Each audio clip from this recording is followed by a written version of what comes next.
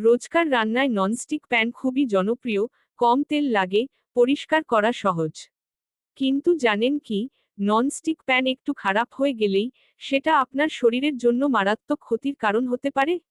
Nonstick প্যানে সাধারণত Teflon নামের এক ধরনের কোটিং থাকে। এই কোটিং যদি একটু স্ক্র্যাচ হয় বা চেঁচে উঠে যায়, তখন সেটা থেকে টক্সিক কেমিক্যাল ছড়াতে শুরু করে, যাকে বলে পিএফওএ বা পিএফএস। এই কেমিক্যালগুলো রান্নার সময় খাবারের সঙ্গে মিশে যায়। ফলে ধীরে ধীরে হতে পারে হরমোনের ভারসাম্য নষ্ট, লিভারের সমস্যা, এমনকি ক্যান্সারের ঝুঁকি পর্যন্ত। বিশেষ করে যদি প্যানটা বেশি গরম করে ফেলেন বা খালি প্যানে রান্না করেন, তাহলে কেমিক্যাল ছাড়ার হার বেড়ে যায় অনেক বেশি।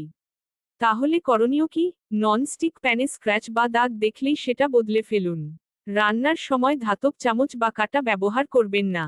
আর সবচেয়ে বেশি ক্ষতির শিকার হয় মা ও ছোট শিশুরা। কারণ এই কেমিক্যাল তাদের হরমোন ও ব্রেইনের বিকাশে সরাসরি প্রভাব ফেলে।